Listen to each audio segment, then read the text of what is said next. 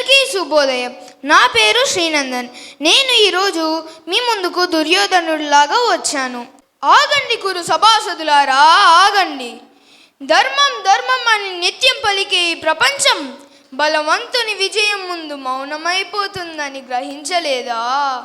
నేను దుర్యోధనుణ్ణి, కౌరవకుల కేతనాన్ని, హస్తినాపుర సామ్రాజ్యానికి సహజ వారసుడిని. అరణ్యవాసములు చేసి వచ్చిన పాండవులు ఇప్పుడు ధర్మశాస్త్రముల పేరుతో రాజభాగం యాచించుచున్నారు. యాచనతో రాజ్యం లభించిన చరిత్ర ఎక్కడుంది?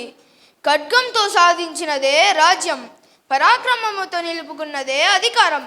భీమసేనుడు తన భుజబలమును గర్వించుగాక, అర్జునుడు తన గాంధీవమును కీర్తించుగాక, కానీ దుర్యోధనుడు తన ఆత్మ గౌరవమును ఆరాధించును. సూది మన మోపినంత భూమి కూడా పాండవులకు దానం చేయను. ఎందుకంటే రాజ్యం అనేది దయతో ఇచ్చేది కాదు, రక్తంతో రక్షించేది. నన్ను అధర్మ్యాన్ని నిందించువారు ముందుగా తమ హృదయ సాక్షిని ప్రశ్నించుకోవలెను. నేను తల వంచితే అది కురు వంశానికే అవమానం. నేను వెన్ను తిరిగితే అది క్షత్రియ ధర్మానికే కళంకం.